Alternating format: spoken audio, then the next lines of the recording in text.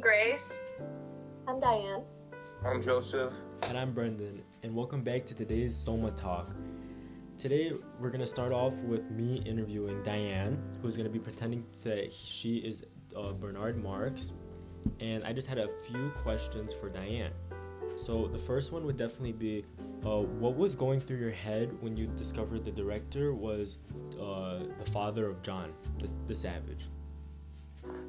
That one, when I connected all the dots with Linda and Thomas, the director, I was like, how do I bring them back? Like, how do I get John to come back to London with us, so I could get back at the director? Because he wants to send me to Iceland, which I obviously don't want. So, like, how do I get rid of his credibility while he wants to destroy mine? So, essentially, how do I get back at him?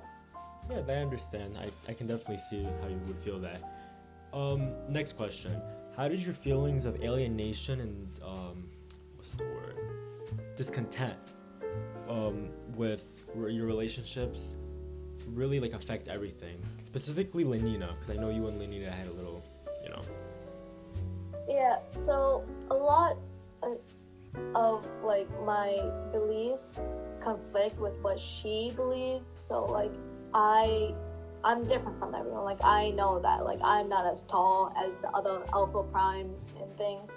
And so I believe a lot in individuality and things like that, whereas Lenina does not. And so she thinks of herself as a piece of meat, where I want to build deeper connections with her, and she only wants things like sex. So I felt like I couldn't connect with her on a deeper level that I wanted to. No, yeah, and I understand that it definitely sucks when someone just wants you just for sex and not, emotionally. Next question. Do you think your experience with John influenced you the way that you are now? Yes, I definitely, because I have a lot of self-reflection. I understand a lot of my, like, beliefs and how I've been acting has been because I've been isolated, alienated from everyone else. And while he also has been alienated, he's responded very differently than I have, and I feel really ashamed of how I lashed out and reacted to him and Hemsworth. So I think I have changed and have done more things towards my belief now because of how I've interacted with him.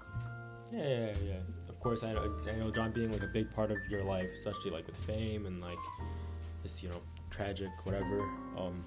It can do a lot to you. Next question. If you could change one thing in the state world, what would it be? I think definitely the caste system, because everything depends on that. Like, we condition them in the sleep with different things depending on what caste you're in. And so I, as an alpha, am believed to be one of the, like, better ones, but I'm conditioned to believe everyone else is less than me, even though I don't think that. I think everyone should be on a somewhat equal ground. Yeah, that's great. You're actually, like, emotionally aware of, like, your surroundings and, the social hierarchy going on, and you're not being, like, snobby and, like, anyways, last question. Little hard one, but I think this is, like, to, like, perfectly wrap it up. Did the constant need of wanting social acceptance conflict with your own belief on wanting freedom and individualism?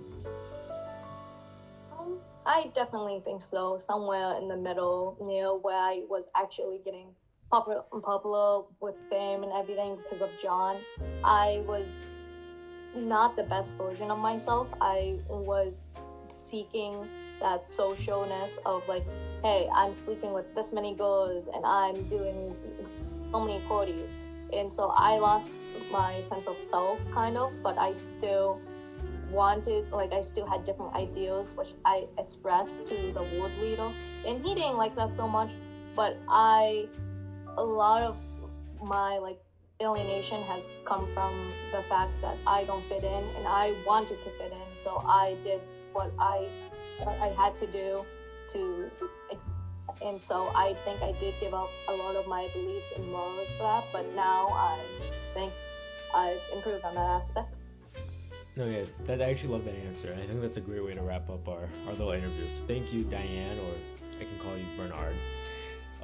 Anyways, let's pass it over to Grace, who's doing favorite quotes.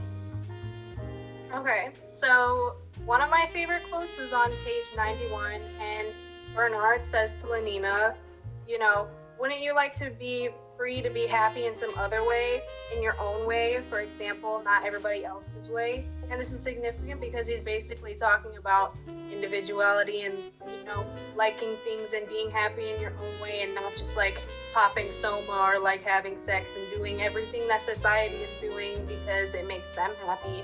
He wants to find his own way to be happy as his own person. And another one of my favorite quotes is on page 238, and the savage is saying to the creator, you're getting rid of everything unpleasant instead of learning how to put up with it. You just abolish the slings and arrows. It's too easy. And he's basically saying, like, it's too easy for you guys to live. You guys don't have any hardships, and you guys can't learn and grow from like these hard things. Like, you don't know how to put up with them because you've never had anything hard in your life. You guys don't know how to deal with hard things. And this is significant to me because in the end, he ultimately killed himself because he couldn't put up with what was happening to him, with all the people coming to where he lives and like harassing him and telling him to do all these like things to watch and have like a show, basically, like the way he's acting. And he couldn't put up with this, so in the end, like, he killed himself. And like, it's a little like hypocritical that he's saying that to the creator, saying that like you need hard things because that's like the only way to live, but like he couldn't handle the hard things, so he ended up killing himself. So I think like he should have just like took his own advice. But yeah, that's like just really significant to me because like when I read the end of the book, like when he killed himself, like I instantly like remembered this quote. Like, wasn't he talking about like you need hard things to survive? But when things got really hard for him, he just took the easy way out and killed himself. So those are my favorite quotes, and I'll pass it on to Joseph to talk about his casting. Thank you, Grace. So if I was hired to make the cast for Brave New World, if they made a movie for it, I feel like one person I would 100% put into it is John Stratham. Why I say this is that his movie, let's say Fast and Furious, how he was playing as Deckard Shaw, he seemed to be like a violent, cruel person. He seemed very corruptible, and he wanted to do everything for himself and not for anyone else. And I feel like that perfectly ties in to the book Brave New World for Mustafa Mann. Why I say that is he is a very corrupt person, and he's part of a corrupt government, and he's cruel, violent, and he was doing as he pleases. I feel like a second person I think would be perfect for the role of Lena Crown is Brittany Snow, and why I say that is because of her movie Hooking Up. Brittany Snow, she played a role that includes lots of intimacy with other people, and I feel like that's just like Lena Crown. And why I say that also is because her relationship, well, I would even really say relationship with Bernard, just her just wanting to have sex with everyone, and I feel like that's how she is with her movie Hooking Up. A third person I would like to put into this would probably be Tom Hiddleston for Bernard Marx. Tom, he played a role into a movie Marvel as Loki, Thor's brother. And Loki seems to be awkward, he seems to be lonely and not take part of everything else everyone else is doing. He just wants to do his own thing, but also he wants to be part of everything, just like Bernard Marx, where he feels like his social status is high, but he doesn't feel like he fits in with everyone else. One last person I feel like I would do would probably be Chris Evans for the part of Helmholtz Watson. Why I say that is not only does Chris Evans have a good physique like they said Helmholtz does in the book, I feel like that also they're lonely. Before he became Captain America, Chris Evans, he had to do, I don't even know how to explain it exactly, but that experiment on him to become who he is. And I feel like Helmholtz Watson feels lonely for the things he's doing, and he didn't know anything until he started reading Shakespeare, which changed him as a person.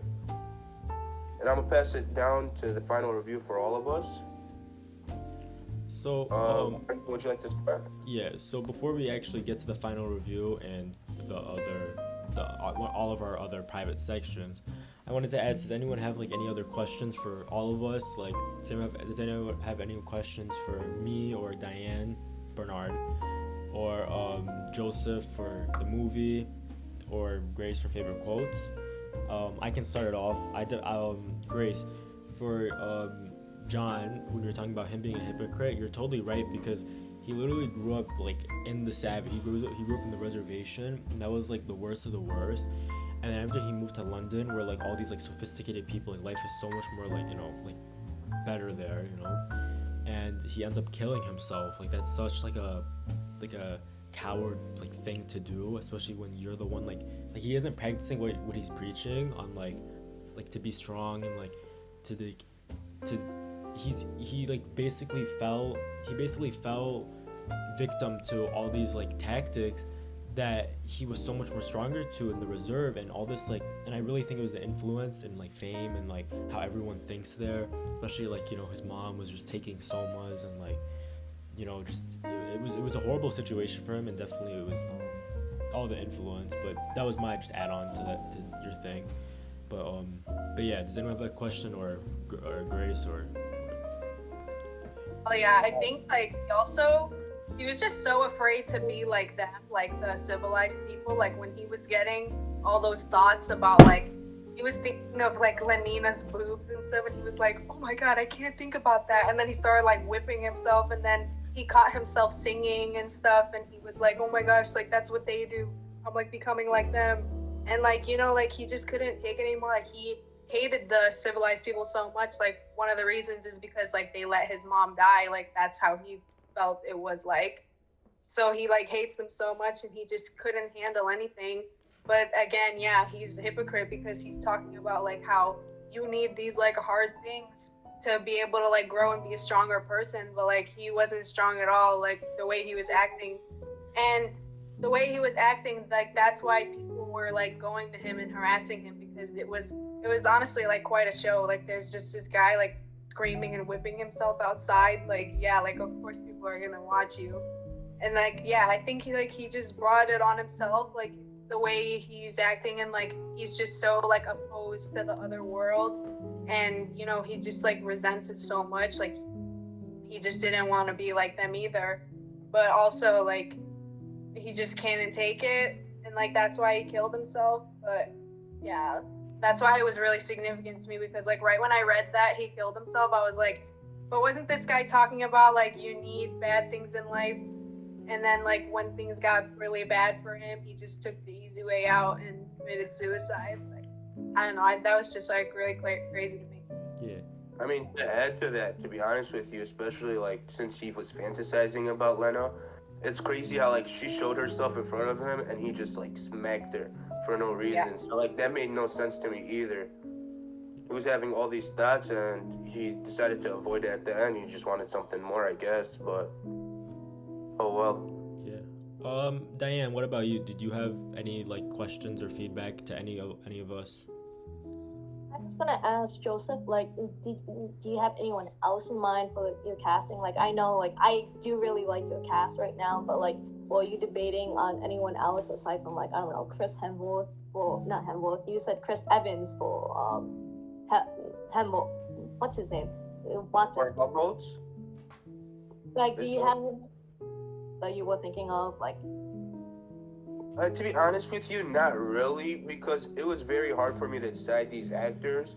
Maybe if you were asking about someone else, probably like Mustafa Mond, I probably could have found someone else. But no, not really. I mean, these were the first four actors that came to my mind at the time.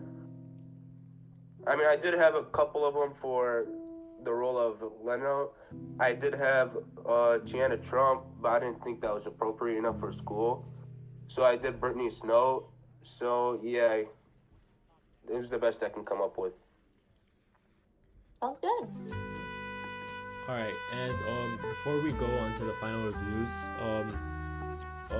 let's start our last little segment. We all decided in today's Soma Talk podcast that we're all gonna do a little like segment.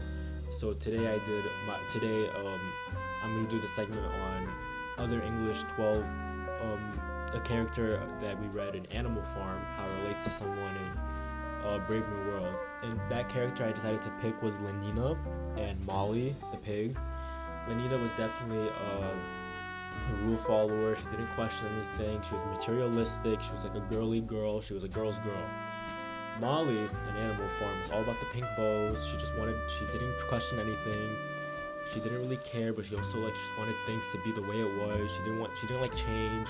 She just wanted to be like pretty, materialistic. She wanted to be like just like a girly girl, and like didn't care. There's nothing wrong with that, but like when I first started reading about Lenina, especially how Lenina only cares about like sex, cares about materialistic things, cares that she wants like luxury. Both of them really want luxury in their life.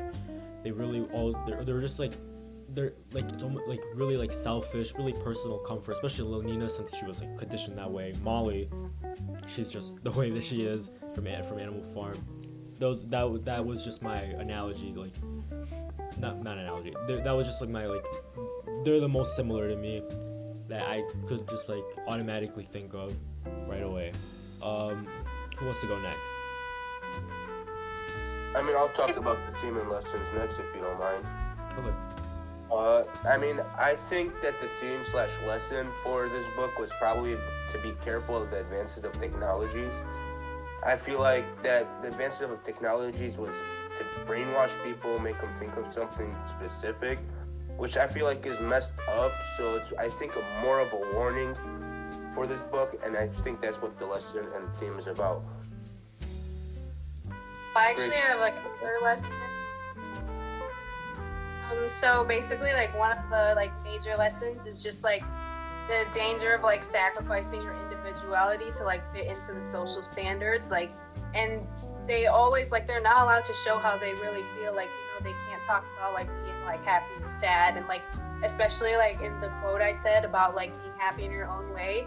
Lenina questioned Bernard. She was like, "What are you talking about? What do you mean your own way? Like we're happy just the way we are." But, you know, he's like showing his real emotions, and that's why people think he's weird. Like they thought he was weird because like they messed with his like blood thing. He's not weird, he's just himself, and you know, he wants to be an individual and he shows that. But like in this book, like they show that like, you know, if you show your emotions and stuff, like you're not gonna fit in with society. So like a lesson is not to do that, because like it ultimately hurts you in the end. Like both Bernard and John aren't happy because they didn't like live their truth, you know? And like, so the lesson is just like, just be who you are. Like you don't need to like fit into the society, because like it doesn't end well when you're trying to fit in and not being yourself. Diane? So to go off of that, I decided to do a character analysis of Bernard and Helmholtz, because Grace was saying about individuality, they both were outcasted from society in one way or another. I think they're foil characters to each other. Bernard, since he was not like anyone else, where he was inferior to others around him, he was actions stem from that, whereas Helmholtz, he was the perfect guy. He fit in to the standard, everyone wanted him, and so that action stemmed from that. So where they were like throwing Soma out of the hospital windows and everything with John, Bernard, he was like hesitating on whether or not he should join, because socially doesn't want to be outcasted any more than he is. Whereas Helmholtz, he didn't care. He joined in. He thought it was fun. He wanted to do that because he didn't want to fit in anymore. And so I think those two were just like interesting characters, and how the author chose to like use them as foils to each other. Okay. All right. And for our last thing for Soma Talk, does anyone want to start off for our final reviews? Does anyone want to like recommend the book to anyone? Like final thoughts? Like what was your guys' thoughts? I'll start if you don't mind. Okay. I mean, I feel like the novel Brave New World wasn't like one of the best novels, but compared to others, it is a great book about dystopia. And I guess you could say it gave me quite a few good lessons about it, to be careful of the advances of technologies and things like that. But about there, I don't think it was a pretty good book. Grace, you wanted to talk? I would recommend it. Like, I thought it was pretty good. Like, it just makes you think. Like imagine if like a world like actually was like this, and like this is how, because this is pretty old. Like, you know. So you imagine what the author, like, he probably thought like this is what the world's gonna be like. Like, everybody's just doing what they want, and we're all gonna be like created genetically, like in a lab and stuff. It's just like crazy to think like, how did this guy come up with all of this, you know? And I just think it's really good, like, just like the way they talk and stuff. Like, I thought like some of the stuff they said sometimes was like pretty funny, and like, I don't know, I had like Diane. Yeah. it's very Sorry, what do you? Oh no, Okay. go on. Yeah. Grace, I think it's a great book. It felt like a classic. Like, I typically don't like classics, so like the wording and like the topics they talk about, like it bores me most of the time. But I think this is like a pretty good book. Admittedly, I don't think I would have read it alone. I did read it following along an audiobook. I think I would have gotten confused with some of the like point of view shifts. I think it's like definitely a book that you have to be like not skim, but like actually read and like consume the content. Oh, my final review I would probably recommend this book to like some of my friends that are like into this like dystopian futuristic type of world. As Diane was saying, you are right. It's like you can't really like skim through this book. You have to like pay attention to every single detail, because this book is kind of like a long TV show that you're gonna need to like know every single detail, know every single relationship. Like, you need to know like every single little thing, because like something in the beginning of the book, for example, like they talk about like orgies and stuff, right? And then like when it comes and pops up later, and if you like didn't know that, like if you skimmed through that and you just like overlooked it, it was just like, oh haha, funny joke, you're gonna be so confused, like what is this, you know what I mean? Like, but yeah, it was definitely a unique book. It's definitely weird. The kids, like, you know, erotic play, stuff like that. The condition, everything was just like really weird, but it was also like in a, like, I can understand since it's like a futuristic kind of book. And so yeah, so I would definitely recommend it to some friends, but there's like also I wouldn't recommend it to people that are just like, you know, like they're not gonna really understand. Like, this isn't like a book where you can just like start off on like page 112 and like you read the first 3 pages and you know what's going on automatically. A lot of books are like that, but like this book, like you actually have to read it, take your time, and when you do, it's actually like rewarding. Like you understand it like a lot. But if you can't really like understand, like I feel like if you don't have critical thinking, this book is not for you. And, I agree with both you and Diane about that. It is very hard to understand that book. I couldn't understand it completely until like halfway, where they started, you know, talking about everything more seriously. Would anyone like to add anything on? No. Grace? I think we said everything. Do you wanna, do you want to lead on our intro? I mean our outro. I guess. So I'm Joe. I'm Grace. I'm Diane. And I'm Brendan. Thank you guys for being with us on this podcast. If you guys want to put on the notifications, subscribe and like. We'll see you on the next one. Bye-bye. Bye. Bye.